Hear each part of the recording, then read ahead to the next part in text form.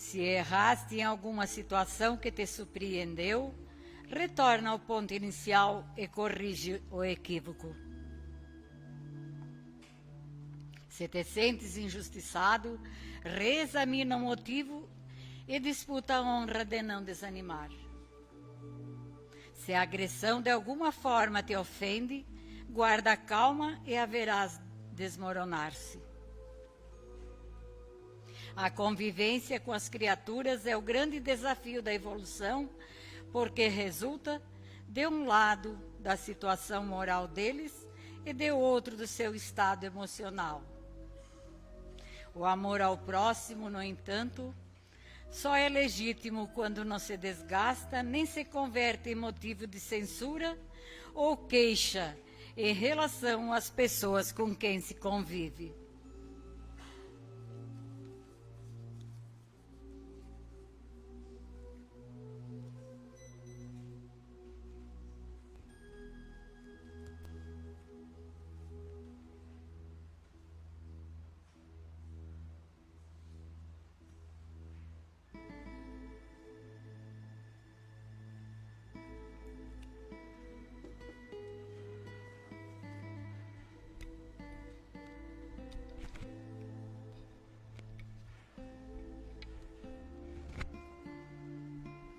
Irmãos, que Jesus, nosso amado Mestre, abençoe a todos nós, as nossas famílias, os doentes, os jovens e o nosso Brasil.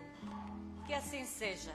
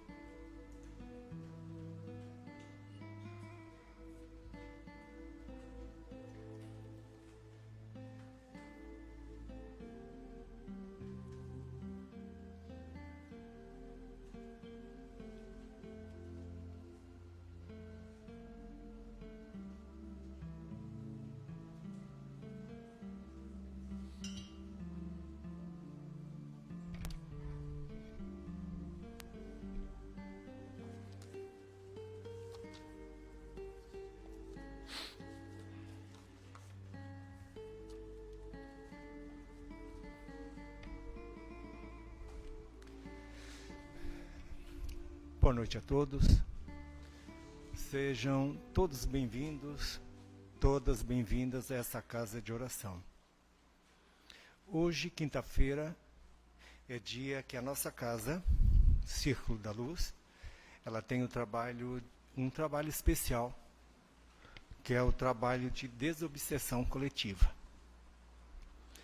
Então, hoje é uma noite, é um dia de trabalho que os nossos pensamentos, eles trabalham muito. E tudo que a gente pensar, que a gente imaginar de bom, isso acontece. Basta termos fé.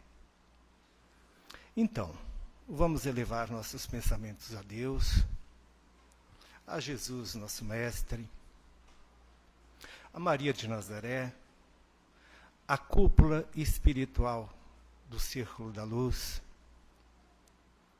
e a todos os nossos mentores que aqui estão junto com nós.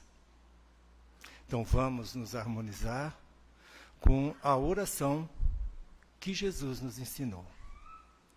Pai nosso que estais nos céus, santificado seja o vosso nome. Venha a nós o vosso reino. Seja feita a vossa vontade, assim na terra como nos céus. O pão nosso de cada dia dai-nos hoje. Perdoe as nossas ofensas, assim como nós perdoamos aqueles que nos têm ofendido. E não nos deixes cair nas tentações. Livra-nos de todos os males, pois vosso é o reino, vosso é o poder e a glória para sempre. Que assim seja.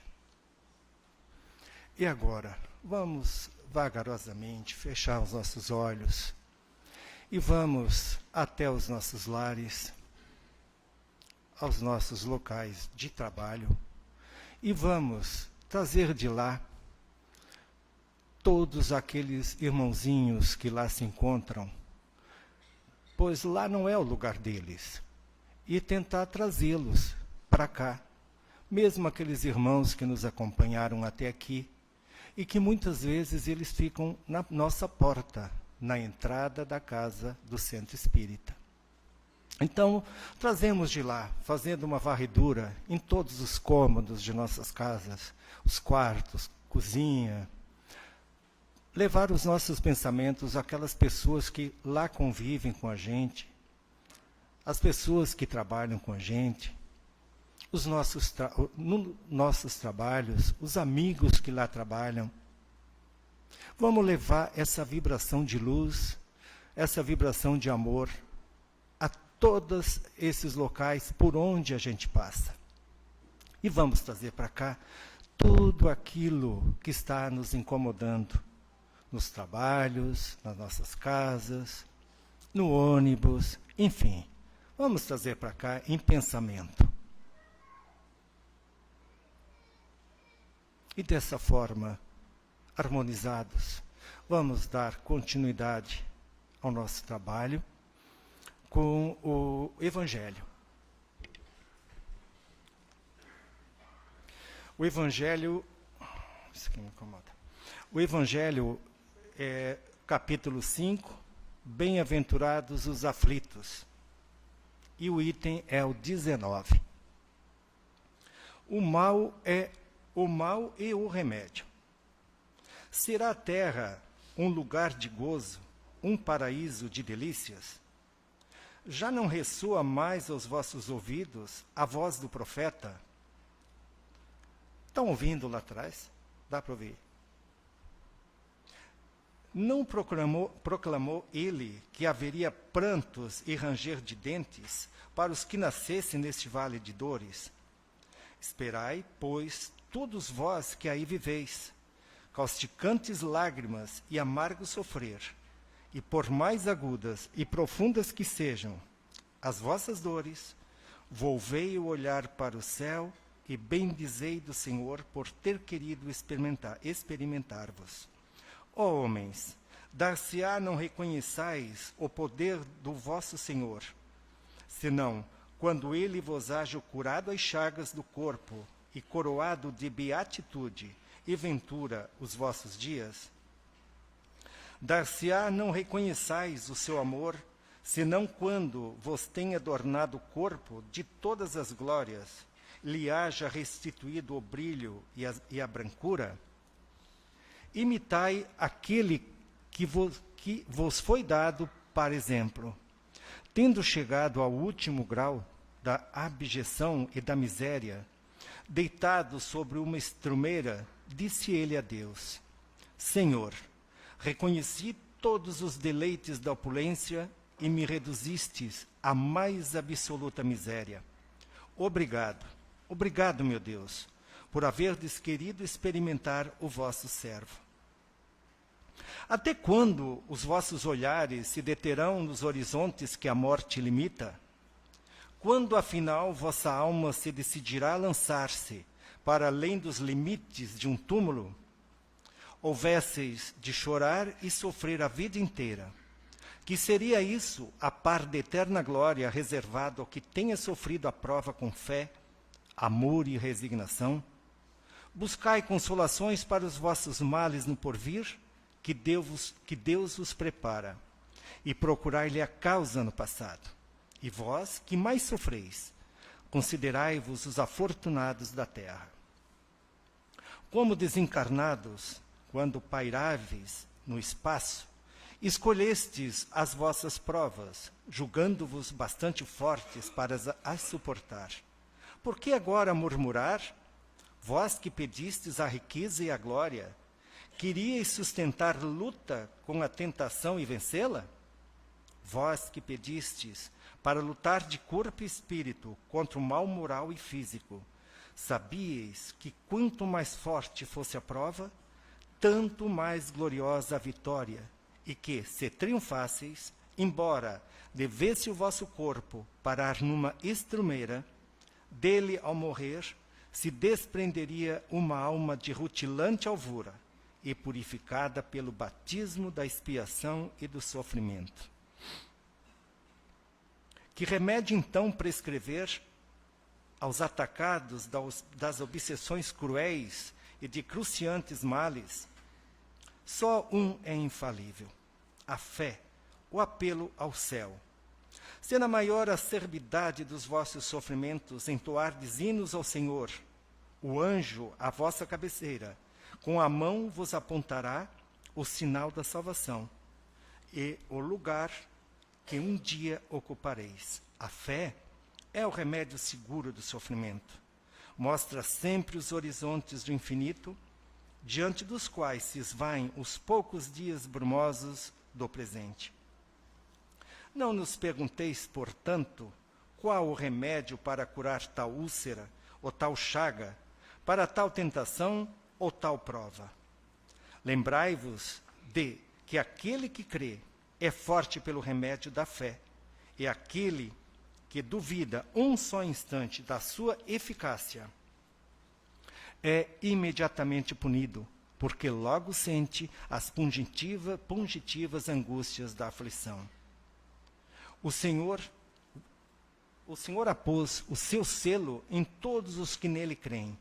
O Cristo vos disse que com fé se transportam montanhas, e eu vos digo que aquele que sofre e tem a fé por amparo, ficará sobre a égide e não mais sofrerá.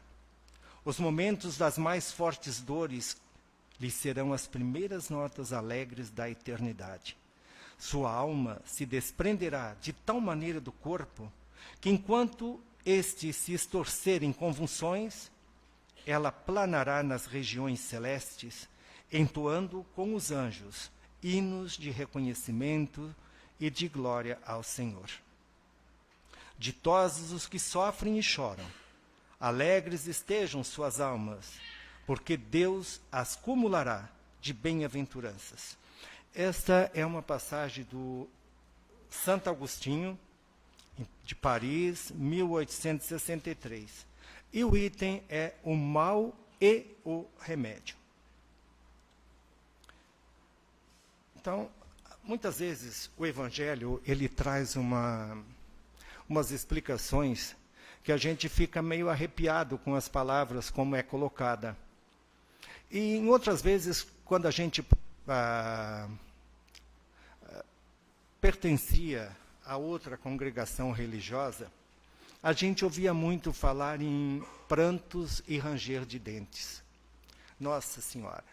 Prantos e ranger de dentes, o que se imaginava? O inferno, o diabo espetando a gente com aquele garfo, almas gritando por todos os lados, nosso corpo queimando e nós batendo os dentes. Era isso que a gente ouvia, porque ninguém explicava para nós o que era esse pranto e ranger de dentes.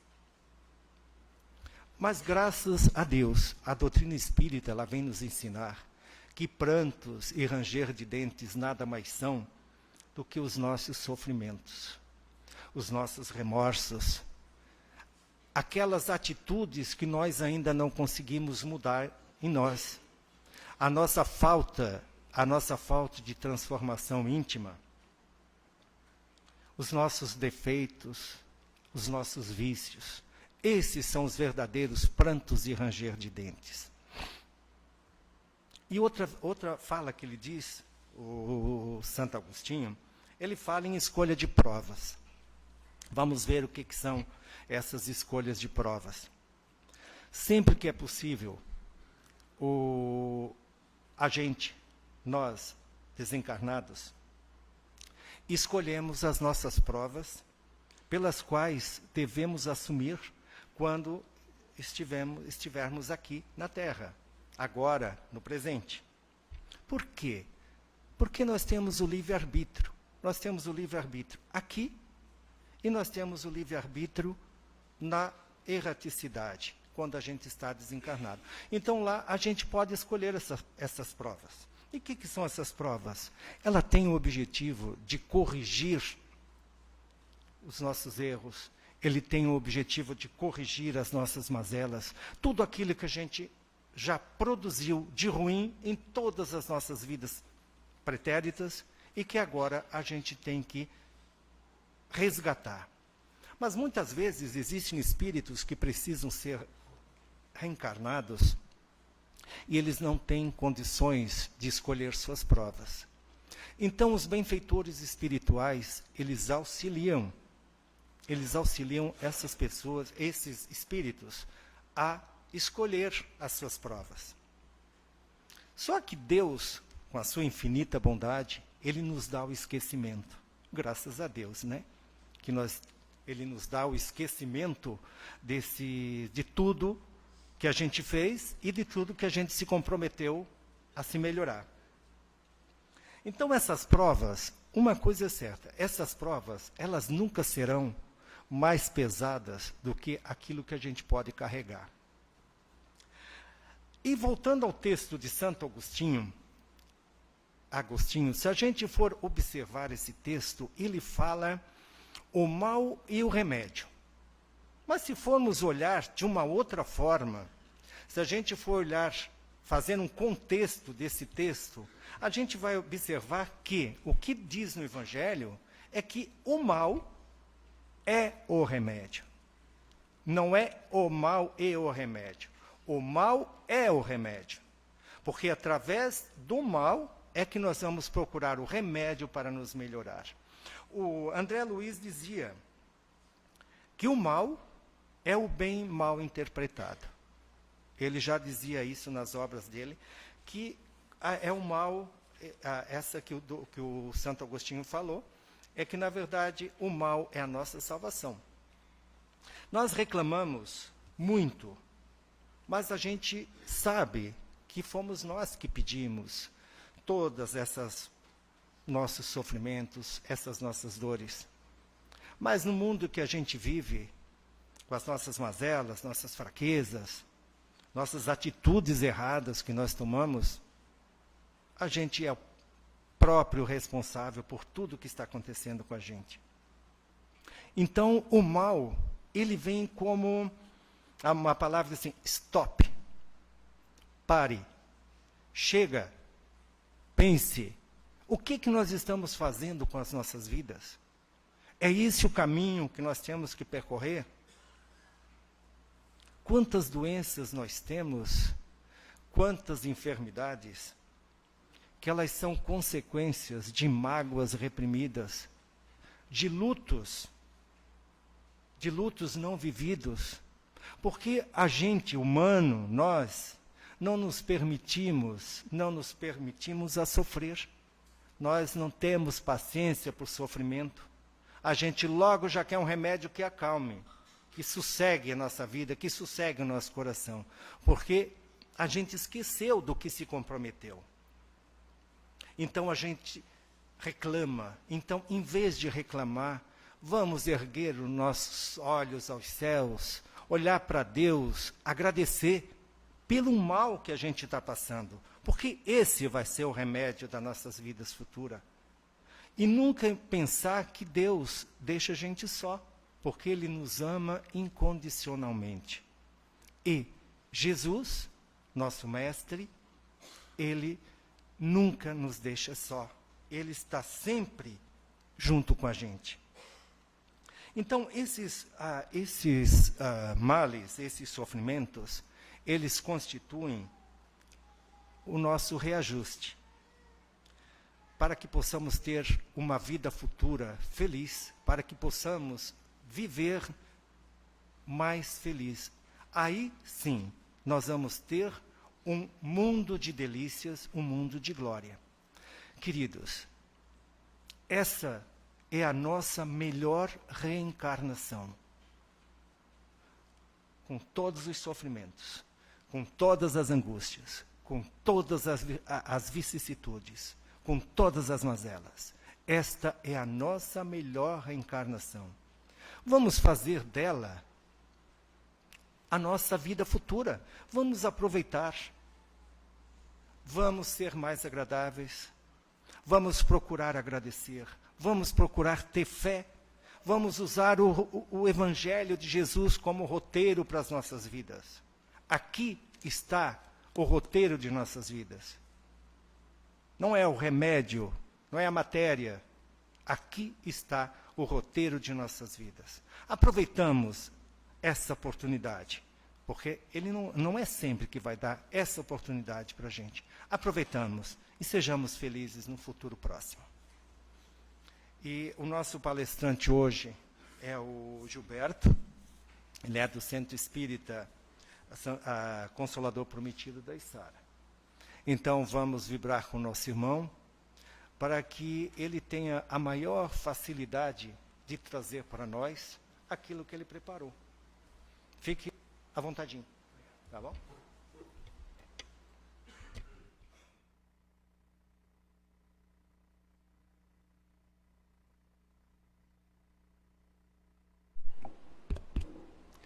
Boa noite a todos. É sempre um prazer renovado quando a gente retorna a esta casa de oração, principalmente às quintas-feiras. Cheio, público, que vem prestigiar os trabalhos dessa casa. Eu estava na minha cidade participando de um jantar de final de ano dos empresários da cidade. E é costume, na associação comercial da minha cidade, escolher um empresário de sucesso, fazer uma palestra e contar a história da sua vida. Mas antes de um empresário escolhido naquela noite começar a falar, ao meu lado me sentou um colega e disse assim: Gilberto, tu perdeu ontem uma baita de uma palestra do religioso que foi lá na nossa associação e que falou sobre o livre-arbítrio. E ficou tecendo elogios sobre aquela palestra. Alguns pontos ele foi me passando e eu achei que realmente era interessante a maneira como o assunto foi abordado. Aí o empresário começa a fazer a palestra dele, contando a sua vida. Em determinado momento, ele fala de um familiar que ele tinha e que era totalmente dependente. Não tinha como tocar a vida. E precisava diariamente, a todo instante, do apoio dos irmãos, da mãe, dos pais, de todo mundo.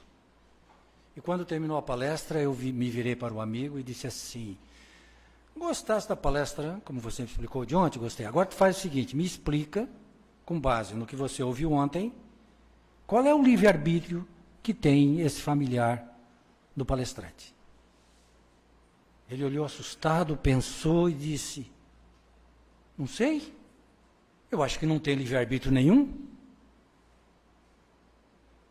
Então ele não tem livre-arbítrio? Não.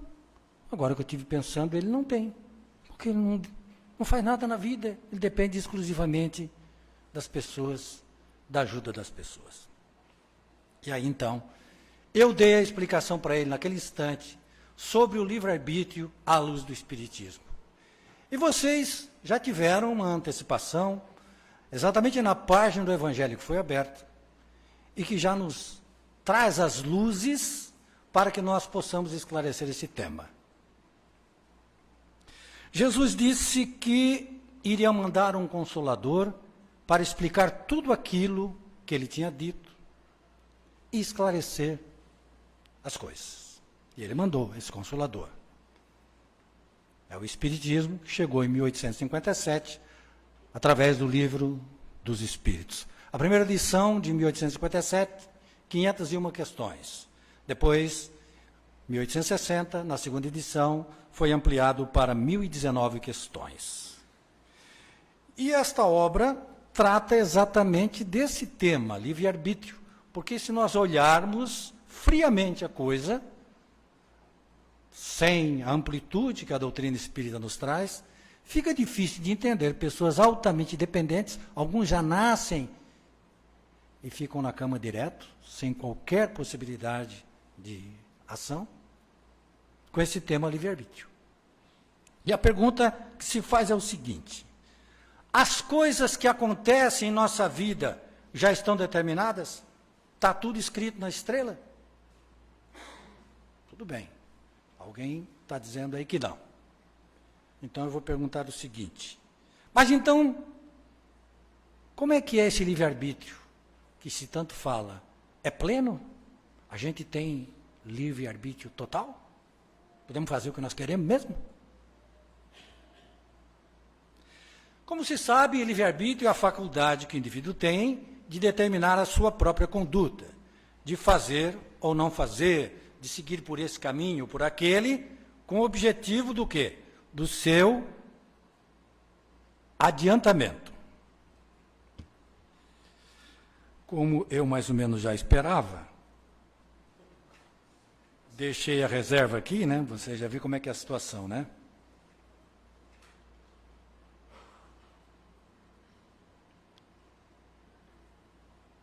Para o nosso adiantamento. Esse é o objetivo do livre-arbítrio. O Espiritismo, como eu falei, que vem ensinar todas as coisas, se baseia nas palavras e afirmações de Jesus. A primeira: meu reino não é deste mundo. Diz o quê? Que o mundo é o mundo espiritual que nós temos que abordar e tratar. É o mundo normal e não o mundo material. Primeiro aspecto.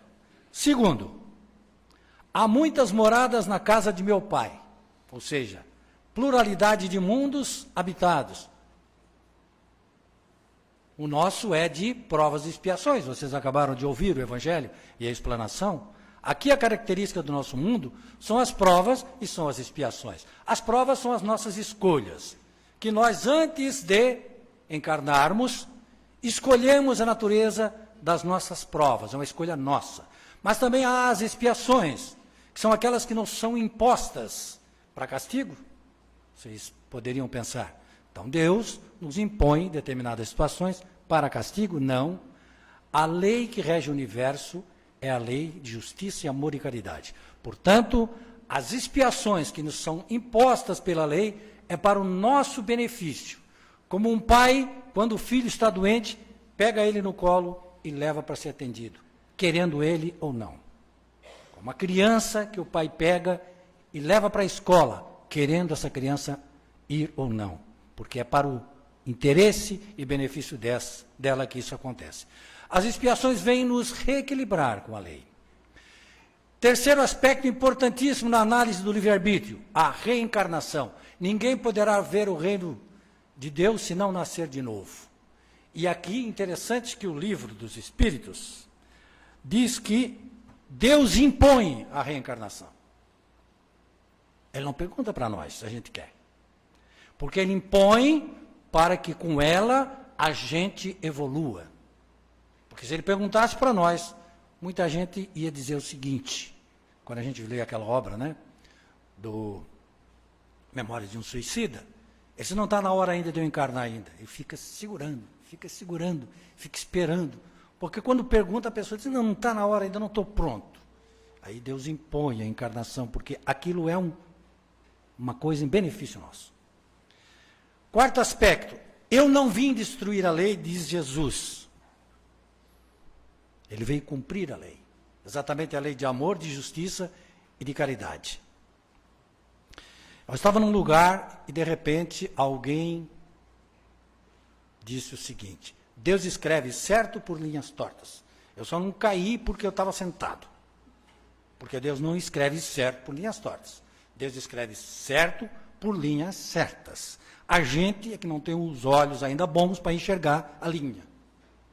Nós não temos ainda capacidade de entender plenamente a vontade divina. Então a gente acha que está errado. Como foi visto no Evangelho.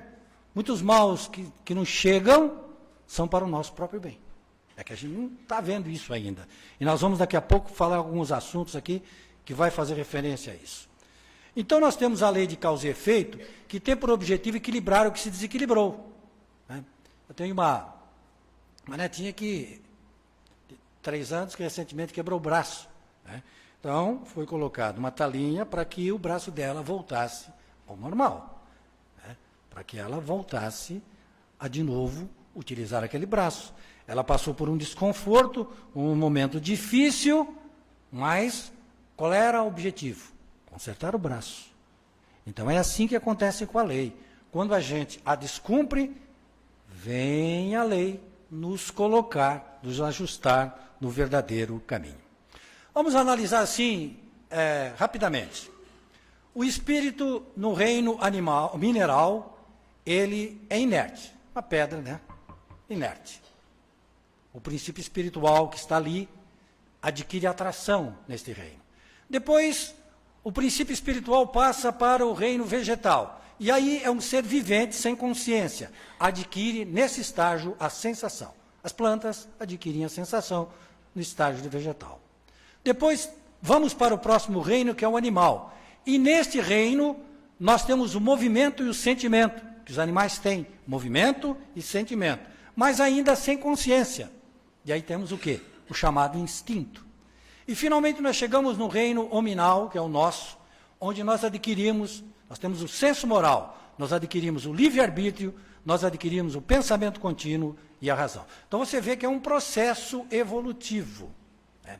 E nesse processo, as teorias de Lamarck, de Darwin, de Mendel, os neodarwinistas, né?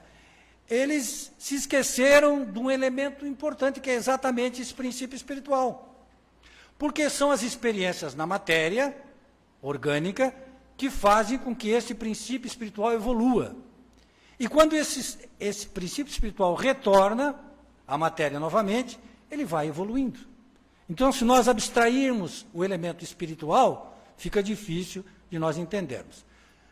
O coral espírita estava cantando no teatro e, de repente,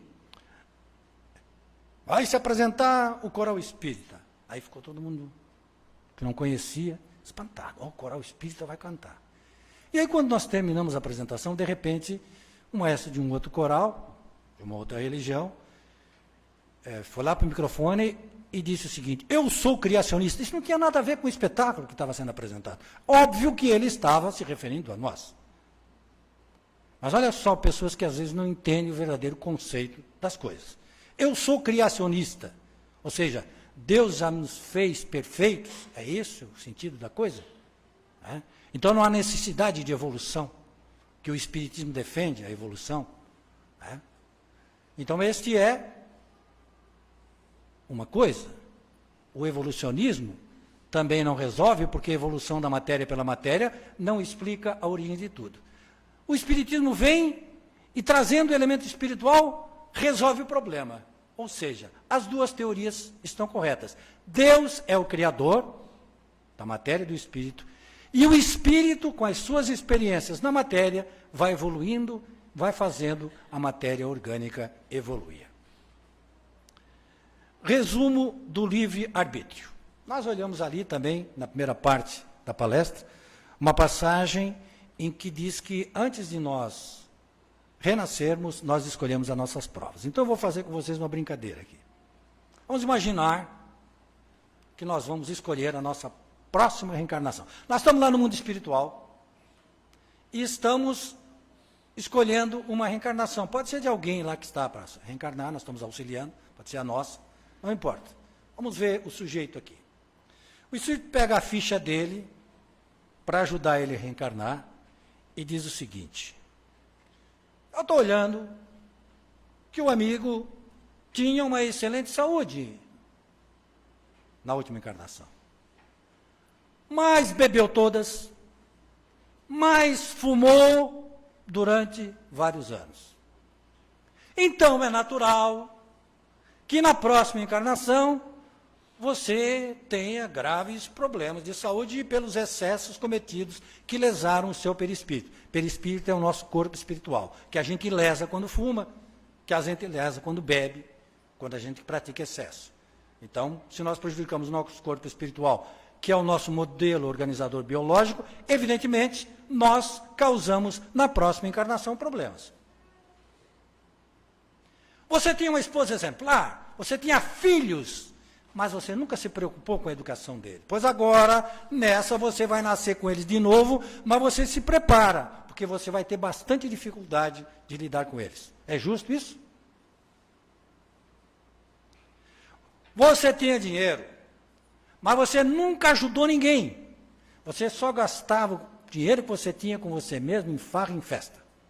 Então, vamos fazer o seguinte, para você não se perder de novo com o dinheiro, nessa você vai ser pobre, vai nascer numa favela. E com mais força que você faça, você não vai conseguir ficar rico. Essa é a sua prova. O que é que você acha? Aí a gente diz, Aí o nosso auxiliar espiritual diz assim, bem, você não quis saber de religião, você achava que não precisava de Deus, agora você está vendo aqui no mundo espiritual que precisa. Então vamos fazer o seguinte, você vai morar longe da igreja, do centro espírita, para você valorizar. Porque tem gente que mora pertinho e às vezes não vai. Pode ser que na próxima encarnação vai morar bem longe. Então cuidado. Aí o que é que a gente diz para o nosso colaborador, benfeitor espiritual? Não dá para dar um jeitinho? Ele diz assim, dá para dar um jeitão. Qual é então? Muito bem, você só cumpre a metade disso aí que nós vimos, e você se compromete de trabalhar por Jesus. Você vai ajudar Jesus quando você estiver lá na terra de novo. Aí a gente diz, topamos, gostei dessa proposta, legal. Não vou ter que passar por tudo isso? Não, mas vou ter que trabalhar para Cristo? Ótimo, beleza. E a gente escolhe. E o que é que acontece? A gente chega aqui e esquece. Esquece não, quando alguém vem com alguma proposta de a gente ajudar as outras pessoas, ou vamos lá visitar alguém no hospital, ou esse fim de semana... Não, essas coisas não servem para mim. Esquece que se comprometeu lá no mundo espiritual. Nazareno Feitosa é um palestrante conhecido em todo o Brasil, ele é de Brasília. Ele estava relatando que teve conhecimento de uma encarnação dele, lá no tempo de Roma, e ele foi um soldado que matou muita gente. Ele era um soldado daqueles romanos. E aí foi feita uma proposta nessa encarnação assim, ou tu vem na cama, vai passar uma encarnação para você se ajustar com as leis divinas, ou você vai trabalhar bastante, para Jesus. Você que escolhe. E aí, hoje, ele é um palestrante e viaja o Brasil inteiro, todo fim de semana ele está na estrada. Escolheu e está cumprindo essa promessa. A evolução espiritual, eu fiz um quadro rápido para a gente ter uma ideia lá. Vocês veem aquela linha de baixo, representa o corpo, e aquela do lado de lá representa o espírito. À medida que a gente vai desenvolvendo o amor que existe em nós, nós vamos evoluindo naquela linha do meio lá, vamos subindo. Certo? Até que em determinado momento nós não precisamos mais reencarnar. Esta é a nossa linha de evolução. O que é que o livre-arbítrio tem a ver com aquela linha de evolução? É que à medida que nós vamos subindo ali, vai aumentando o nosso livre-arbítrio. Na questão 825 do Livro dos Espíritos, 826, Kardec, que não era bobo nem nada, porque eu não sei se é mais inteligente as respostas, porque são dos espíritos superiores, ou as perguntas são espetaculares. Quem não leu, eu recomendo, esse livro é espetacular. Divaldo, está com 90 e poucos anos, lê um item do Livro dos Espíritos todo dia. Todo dia ele lê um, no outro dia ele lê outro, no outro dia ele lê, todo dia ele medita em cima do Livro dos Espíritos, há 15 anos que ele faz isso. Isso porque ele já conhece aqui de cor. Então eu recomendo esse livro. Diz o seguinte, nós temos a absoluta liberdade, o que vocês acham? Nós temos liberdade absoluta? Aí os espíritos respondem, não, porque vocês precisam um do outro. Estando já dois homens juntos, há entre eles o quê? Direitos recíprocos. Então não pode haver liberdade plena. E a questão que se levanta é assim, e por que Deus não dá ao homem uma liberdade completa? Por que Deus não dá para nós todos aqui liberdade plena? Oh, que maravilha, né? Que seria? Vocês assistiram já aquele filme, O Todo-Poderoso? Quem é que já viu o filme? A maioria já viu? Isso. Então, o que é o filme? O que relata? Um jornalista, que é o Jim Carrey, aquele famoso humorista americano, que ele perde o emprego e passa por determinadas situações, aí ele questiona Deus, que não está fazendo as coisas certas, para ele, né? E aí Deus vem, desce a terra e diz assim, então vamos fazer o seguinte, tu vai ser Deus durante um dia, para ver o que é que tu faz da tua vida. E você sabe qual foi a primeira coisa que ele fez? Arrumou o carro dele que estava estragado, ensinou o cachorro a ir para o banheiro, porque daí não precisava mais ele se incomodar com isso. Ele passou a ter exclusividade nas reportagens, porque ele sabia tudo antes. Ou seja, mostrou aquilo que todos nós somos, o que é? Egoístas. Porque se Deus desse liberdade para nós, a gente ia se preocupar só com a gente. Porque nós não temos ainda a capacidade de ter um livre-arbítrio pleno, porque nós não sabemos o que fazer com ele. Não é verdade? Então nós temos um freio. Deus nos dá o livre-arbítrio, mas com aquela cordinha. À medida que a gente vai evoluindo, ele vai soltando. A gente tem sempre livre-arbítrio? Segundo o Livro dos Espíritos, na questão 843, sim, porque senão a gente seria uma máquina, se a gente não tivesse livre-arbítrio. E quando a gente tem predisposições instintivas, aí os Espíritos dizem que essas predisposições instintivas, essas pessoas que agem por instinto, é questão do espírito. Já é o espírito que está num nível ainda de baixa evolução. Mas quando é questão orgânica, por exemplo, que interfere no nosso comportamento, isso não altera o nosso livre-arbítrio, aí o que é que os espíritos dizem? A faca pode servir para matar, como na mão do médico para salvar uma pessoa. Então não é um instrumento que é o problema. O problema é quem está usando o instrumento. Então, se o homem tem um instinto assassino, esta questão vem do espírito e não tem nada a ver com o organismo dele. E as anormalidades, aquelas pessoas que não têm a inteligência turbada. Então aqui pode ser resultado do mau uso que ele fez do livre-arbítrio na vida anterior.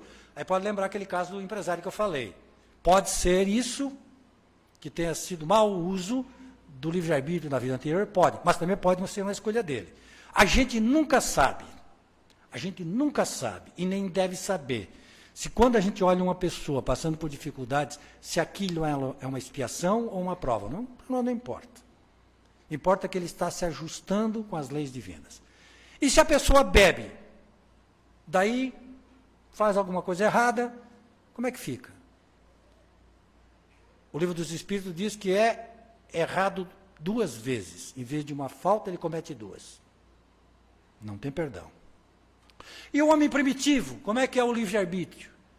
Aí eles dizem que é o instinto predomina. É como uma criança. A criança tem livre-arbítrio, mas o pai deixa ele, solta na rua e deixa a criança ir onde quer ir? Não, né? Ela tem livre-arbítrio no limite que ela está. E o selvagem, o homem primitivo, também. Ele tem o livre-arbítrio limitado à sua condição de inteligência. E isso lembra aquela história do missionário, né? O missionário estava lá numa tribo de índio dizendo assim, vocês não podem mais andar nu, porque isso é pecado. Vocês não podem mais dormir junto, porque isso é pecado. E foi dizendo um monte de coisa. Aí, de repente, um índio daqueles espertos chegou para o missionário e disse assim, ô missionário, me explica uma coisa aí que eu não estou entendendo muito. O que é? Vem cá, antes de tu vir aqui e dizer que era pecado, a gente não sabia? Então, não era pecado? Ele disse, não, não era porque vocês não sabiam. Então o que é que tu veio fazer aqui? Encher nós de pecado?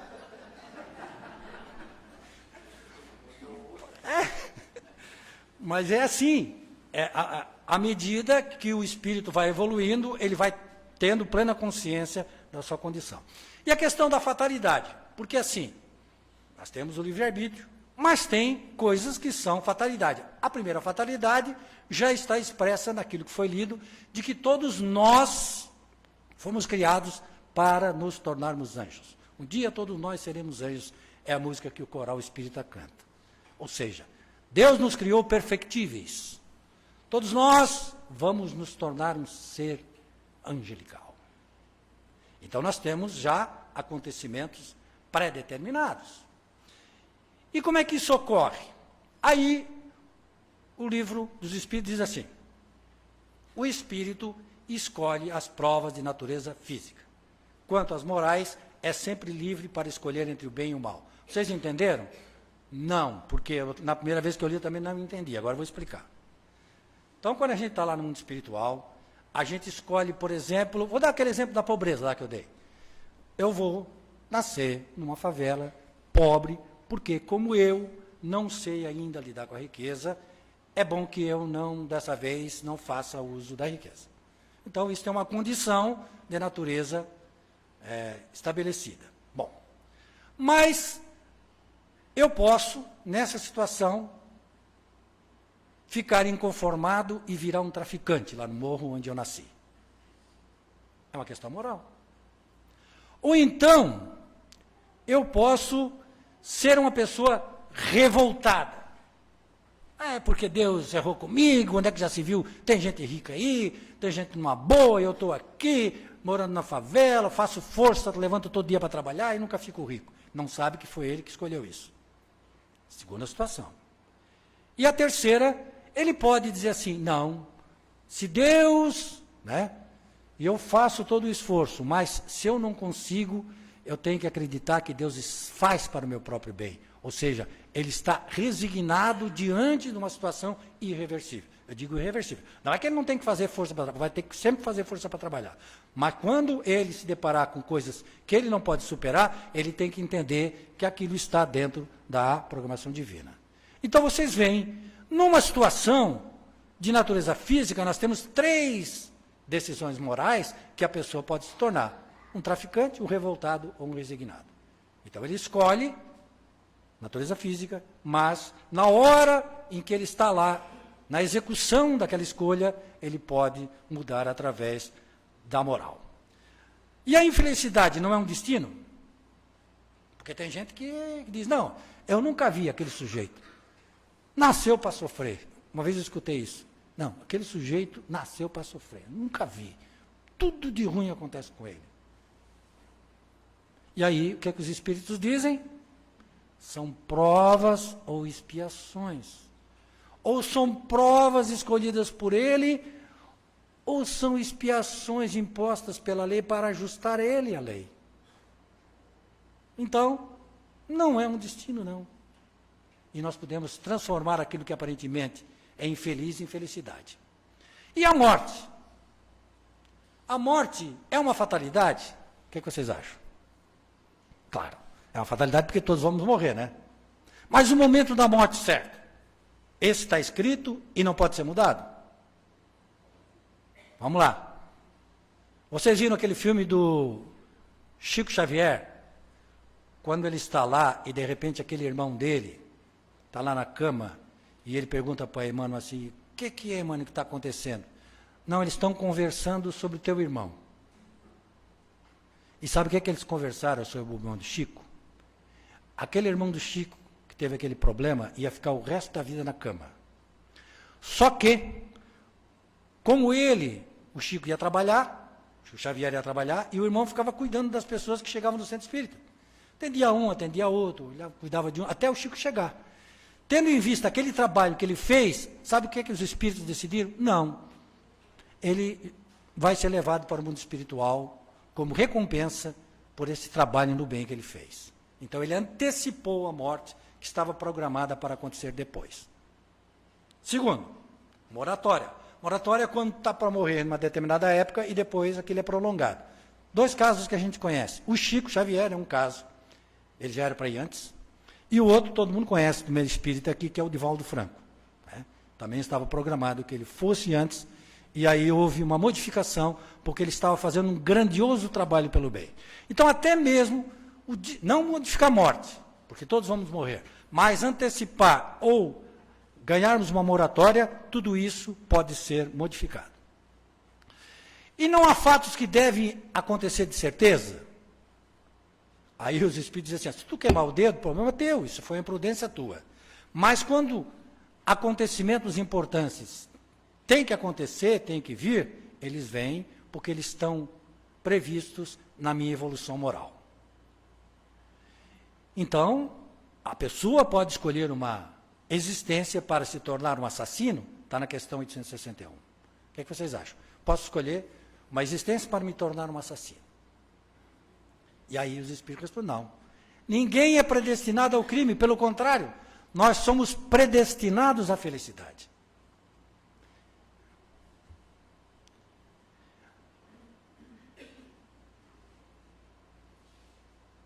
Os espíritos influem sobre os nossos pensamentos e as nossas ações. Vamos aproveitar que hoje é um dia especial desta casa, e que os espíritos que nos acompanharam até aqui, nesta noite, estão sendo, neste momento, atendidos lá embaixo pelas equipes espirituais, mediúnicas que trabalham, para nós analisarmos rapidamente essa questão. A questão 459 do Livro dos Espíritos diz que Kardec pergunta se os espíritos influenciam os nossos pensamentos e nossas ações. Sabe o que os espíritos responderam? Nesse sentido, a sua influência é maior do que supondes, porque muito frequentemente são eles que vos dirigem. Está dentro, aqui, do Livro dos Espíritos, que esses espíritos invisíveis, e aí que é o problema, porque quando é um cunhado da gente, quando é um parente da gente que está ali do lado, influenciando, a gente até se defende. Agora, o problema é quando buzina lá dentro de nós, uma voz lá, uma coisa que a gente não sabe a existência desse espírito. É mais complicado se eles nos dirigem. E aí a gente pensa assim, mas daí então? Cadê o livre-arbítrio se os espíritos vêm interferir na nossa vida e mandar nas nossas ações? É isso que os espíritos disseram? Dirigir é diferente de controlar. Dirigir é uma coisa, controlar é outra coisa. Quando eu estou lá no serviço e o chefe me manda ele pegar o lixo e jogar lá fora, eu pego e vou, porque ele é o meu diretor. Mas se ele mandar eu pegar um revólver e dar um tiro na cabeça de alguém, eu não vou dar. Ele não me controla, ele só me dirige. Eu posso até ir para a rua, mas ele não vai me controlar. Então, nós somos influenciáveis? Somos, mas o nosso espírito, o nosso livre-arbítrio está acima de... E isso é importante a gente sempre se lembrar. Os espíritos nos influenciam bastante, mas o controle está onde? Em nós. E aquelas pessoas que têm sorte? Não tem pessoa que tem... Vocês não conhecem gente que tem sorte? Dá tudo certo? Até ganhando bicho quase toda semana ganha.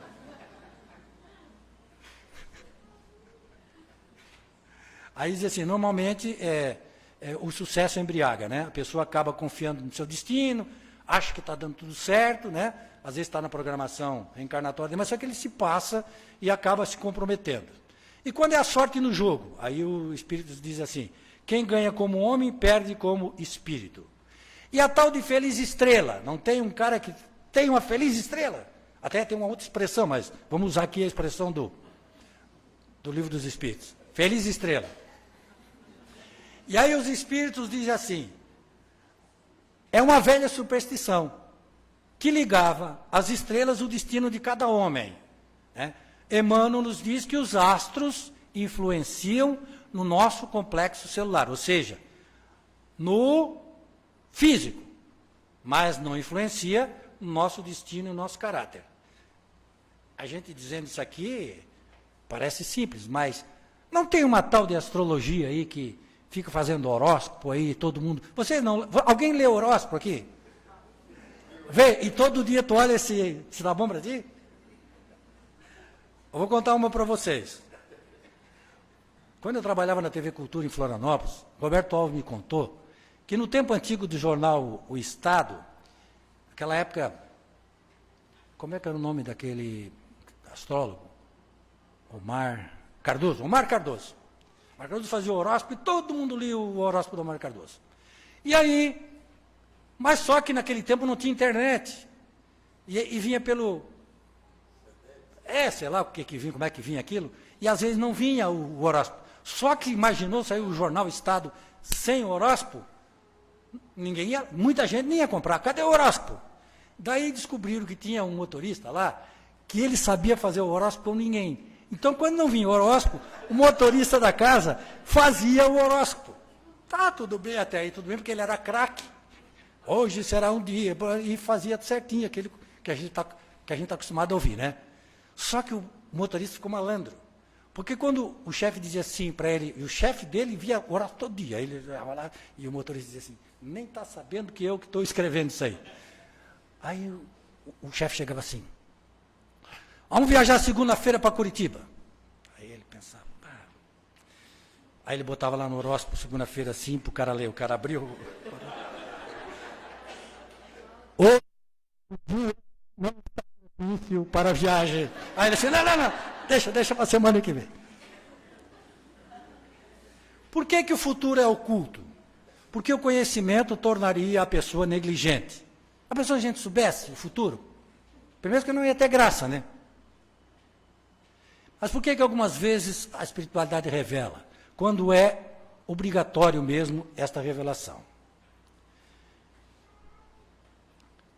Para nós irmos nos encaminhando para o encerramento desse tema, vamos pensar o seguinte, que nós não podemos julgar Deus, como eu já falei, porque nós não temos essa capacidade. Olhem só esta situação aqui. Uma senhora chega com uma criança nos braços para o Chico e diz assim, Chico, meu filho nasceu surdo, mudo, cego e sem 2 braços. E agora ele pegou uma doença e os médicos querem cortar as 2 pernas dele. É verdadeira essa história. O Espiritismo tem alguma explicação? Vocês acham que tem? Olhem só. E aí Emmanuel, que é um mentor espiritual do Chico, o espírito que o conduziu durante toda aquela reencarnação, esteve com ele presente, disse o seguinte, diga para essa nossa irmã que este nosso irmão em seus braços suicidou-se nas 10 últimas encarnações. E ele pediu, implorou, antes de nascer, que lhe fossem tiradas todas as possibilidades de ele se matar novamente. Mas agora, que ele está com 5 anos de idade, ele já procurou um rio e já foi atrás de um precipício para se atirar. Então avisa a nossa irmã que os médicos amigos estão com a razão. As 2 pernas dele serão cortadas em seu próprio benefício, para que ele fique mais algum tempo na Terra, a fim de que diminua a ideia do suicídio. Temos condições de julgar? Então, se o acontecimento está no destino de um homem, vai se cumprir a vontade de Deus, isso vocês não têm dúvida, né? Então, aí o que nos cabe fazer? Apressar ou retardar. Esse é o nosso papel nesse processo. E Kardec até dá um exemplo interessante, ele diz que os peixes, aqueles redemoinhos que os peixes fazem nas suas andanças para lá e para cá dentro d'água, não impedem o curso normal das águas.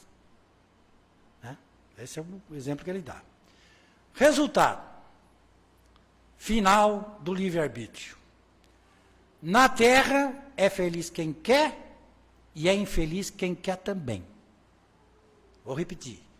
Se você é infeliz é porque você quer ser infeliz. Porque se você quiser ser feliz, você é feliz. Porque todos perdem entes queridos. Nem vou perguntar, porque eu tenho certeza que todo mundo aqui já perdeu algum ente querido. Só que uns fazem um fim de mundo. E outros tocam a vida em frente, confiando em Deus. Todos somos expostos aos mesmos desafios, aos mesmos problemas financeiros. E tudo depende da nossa atitude diante disso. Eu estava lá em Florianópolis, no LIC. LIC é um clube tipo o Mamptuba. E de repente chega o Bertoli, um amigo meu, com um carrinho, trazendo uma criança. E quando ele chega do meu lado, assim, eu estava sentado, aquela cena não sai da minha cabeça até hoje. Ele diz para mim, eu olho para aquela criança, e ele disse assim, esta é minha loteria. Eu achei aquilo muito desagradável, de muito mau gosto, ele dizer aquilo para uma criança. Esta é a minha loteria. Olhando para aquela criança, era uma criança que para mim me deu pena da situação deplorável em que ela se encontrava. Totalmente dependente, sem condições nenhuma. E eu fiquei com aquele coração pesado durante muito tempo, por aquela atitude daquele pai dizer isso. Uma brincadeira de mau gosto que me pareceu. Até que um dia, 6 meses depois, nós estávamos numa reunião do Conselho dos Corretores de Imóveis, até eu estava sentado na mesa junto com a direção, e o Bertoli vem lá atrás, chorando, e todo mundo se vira para ele, ele vem no microfone, porque era o local onde as pessoas falavam, ele pede licença, pega o microfone e comunica para todo mundo. Pessoal, o meu filho começou a andar hoje. E aí ele começou a relatar o seguinte, que a família dele era muito desunida, que a filha dele morava fora, nem aparecia em casa da mãe, e que eles eram totalmente separados uns dos outros.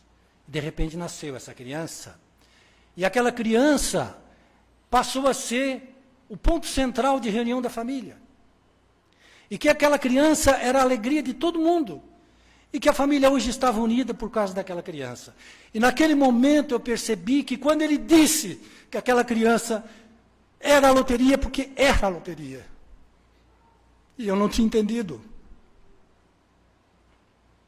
Então é assim que nós devemos nos postar diante da vida. Todos nós temos as nossas dificuldades e os nossos problemas. Mas nós temos que ter confiança em Deus. E saber que nós estamos aqui nesse instante e passamos por momentos de provas e de expiações. E que o nosso caminho já está apontado, que é da felicidade plena. E que nós só vamos demorar a chegar lá se nós nos retardarmos no nosso caminho. Então, que nós trabalhemos todo dia, toda hora, todo instante para a nossa evolução.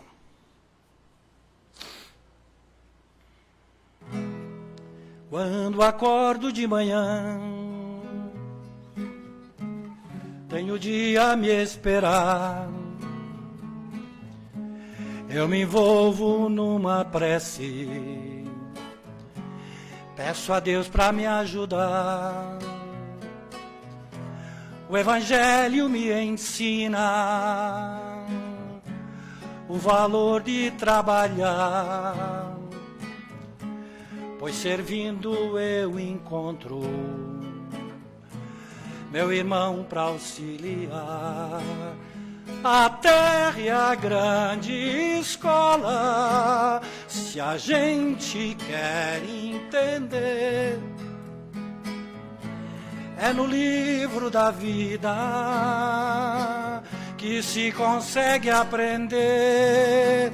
Eu sei que estou tão distante da luz e da perfeição,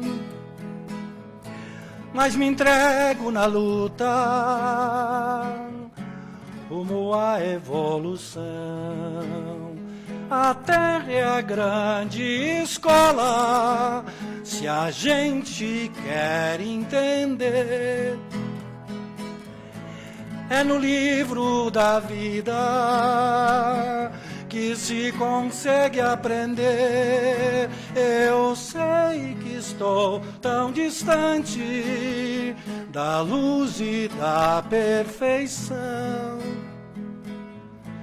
mas me entrego na luta rumo à evolução. Mas me entrego na luta rumo à evolução. Mas me entrego na luta rumo à evolução. Muito obrigado.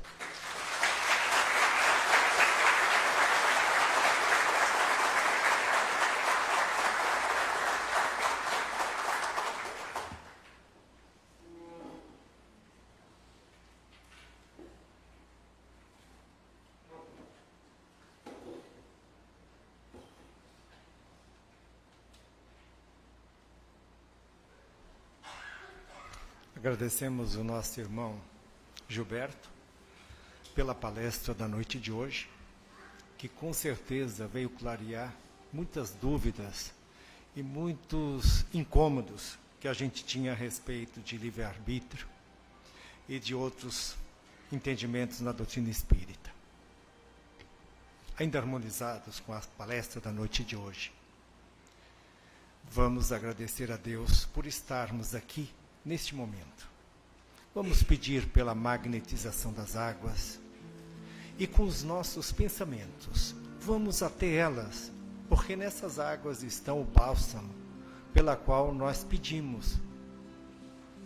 Esse bálsamo para o espírito e para a matéria.